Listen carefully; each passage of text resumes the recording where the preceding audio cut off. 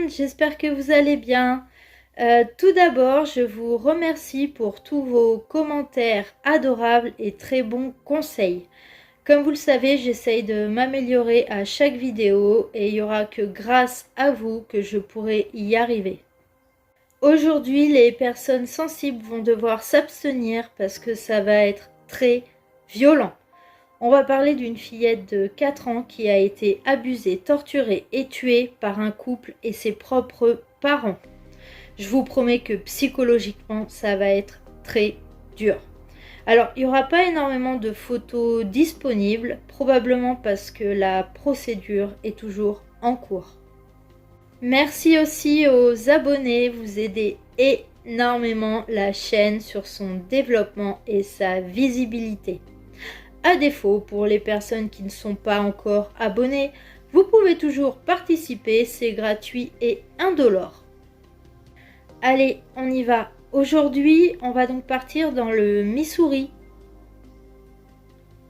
Plus exactement à Cole Camp, donc c'est dans le comté de Benton. C'est une petite communauté très rurale, très campagnarde, où il se passe jamais rien.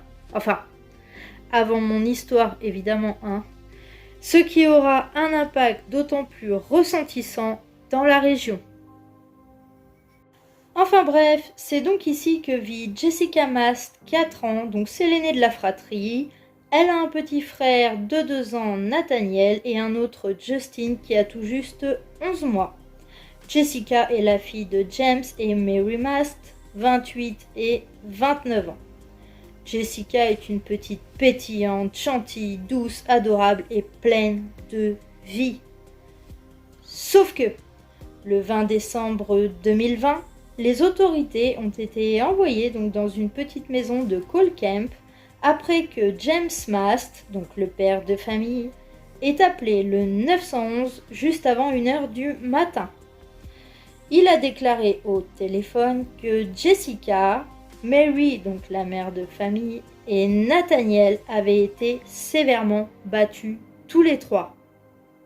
Lorsque la police est arrivée au domicile de James, les températures étaient bien en dessous de 0. Oui, vous pensez probablement qu'on s'en fout de la météo, mais ça aura son importance par la suite. James Mast a donc conduit les enquêteurs dans une chambre à l'étage où Jessica était par terre près de lits superposés. Elle était décédée, enveloppée dans une couverture rose. Horrible.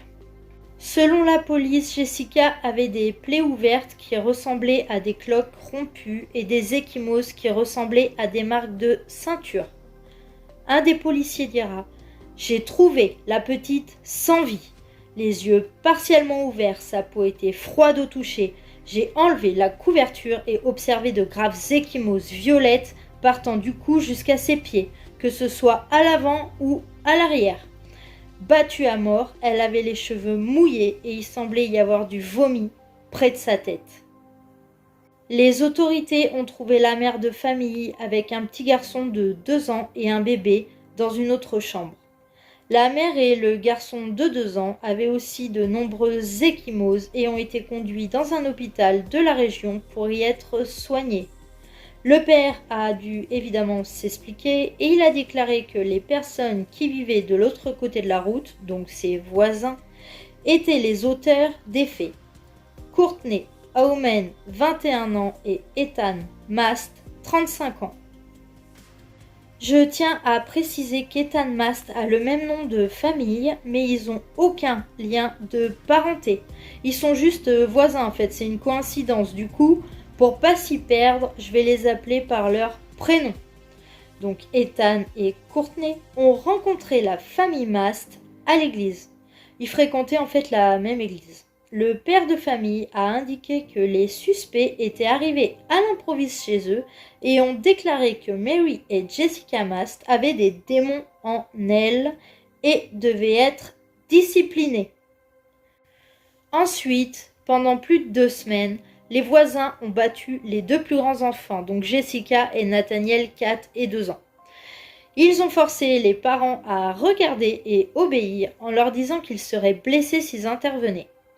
Il a déclaré que les suspects quittaient périodiquement la maison, mais les surveillaient grâce à des images de sécurité sur leur téléphone portable. Alors, j'imagine que l'enquêteur qui les questionnait devait vraiment avoir envie de leur foutre des baffes, hein.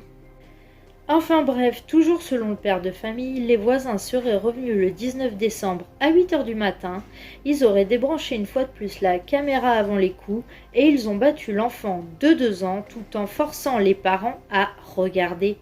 C'est des tarés tous les 4 mois. Selon la police, cette fois, Ethan et Courtney ont quitté le domicile puis sont revenus un peu plus tard mais toujours la même journée. En fait, ils auraient vu à la caméra Jessica s'agiter. Alors, ils l'ont battue encore plus avec une ceinture, parce qu'en fait, à la base, en leur absence, elle était donc censée rester immobile sur le ventre, sur le sol. Ils ont donc fouetté la petite avec cette ceinture. La petite a crié à l'aide, mais personne n'a tenté d'arrêter les coups. Ils se sont donc mis à battre aussi Marie, la mère. Le père, lui aussi, aurait été battu avec une cuillère en bois, mais lui, il avait aucune marque. Donc bon, c'est un peu étrange, hein.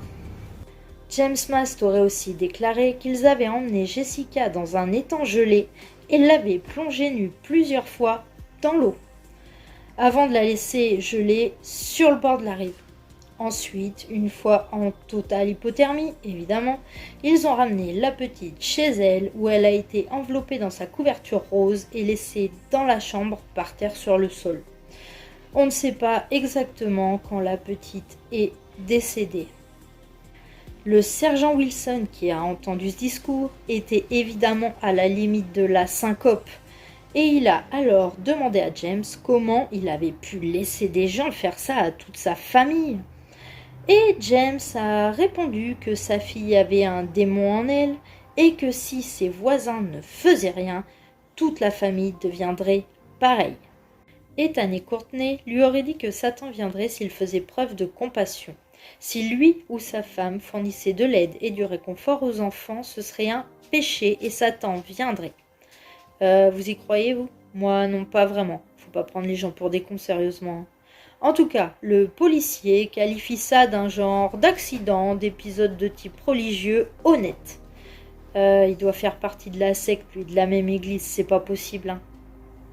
Alors, c'est déjà plus qu'atroce, mais j'ai pas fini. Malheureusement, les parents de Jessica ont reçu l'ordre des voisins de l'abuser sexuellement et ils ont obéi.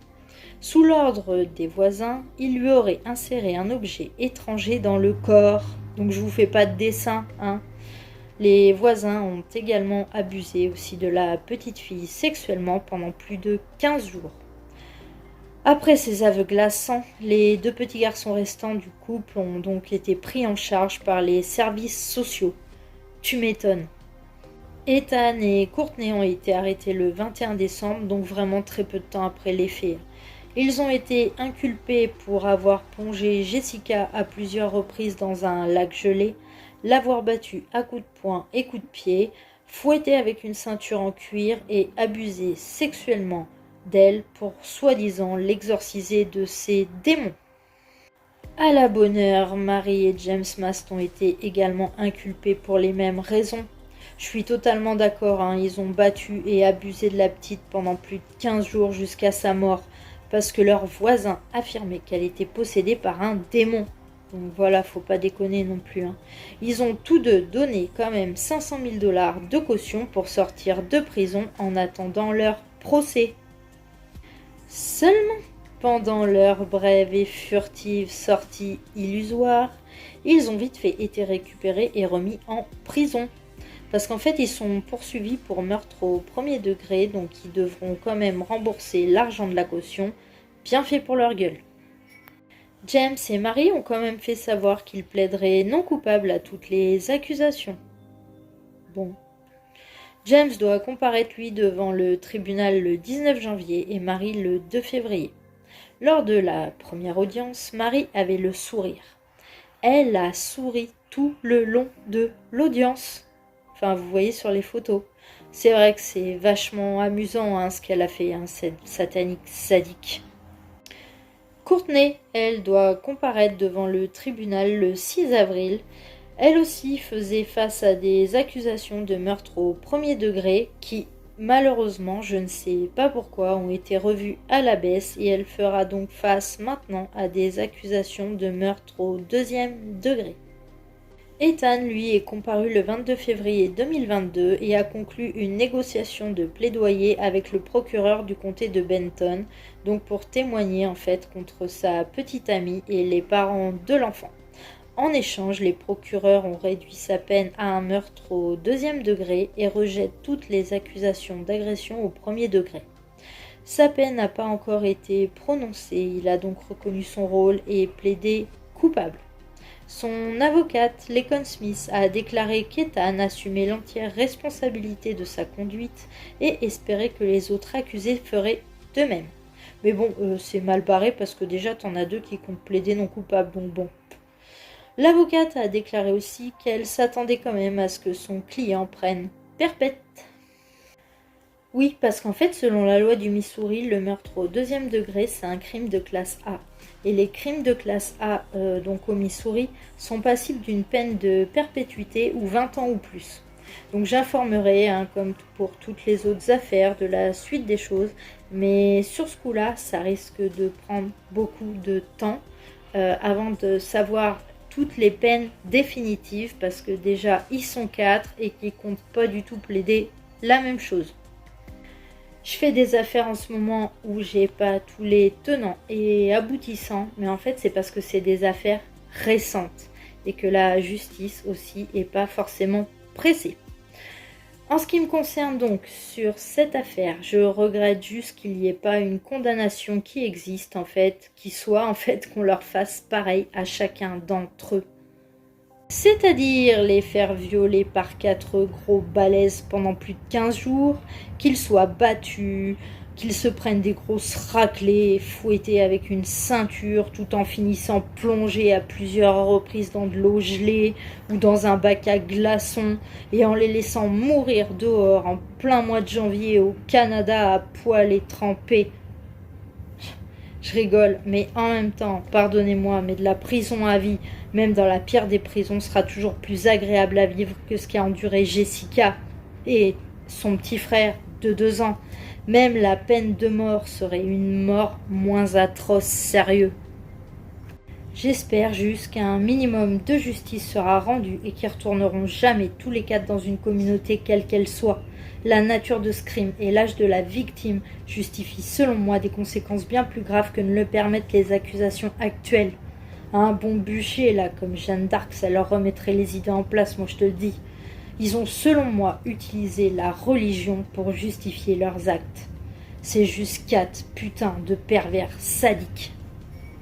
Voilà, j'ai fini pour cette affaire horrible. N'hésitez pas à me laisser vos avis et commentaires, je répondrai à tout le monde. Et pour ceux qui ne sont pas encore abonnés, faites-le et vous ferez vraiment une bonne action pour la chaîne. Je vais vous faire des énormes bisous, je vais vous dire faites gaffe à vous. Bye!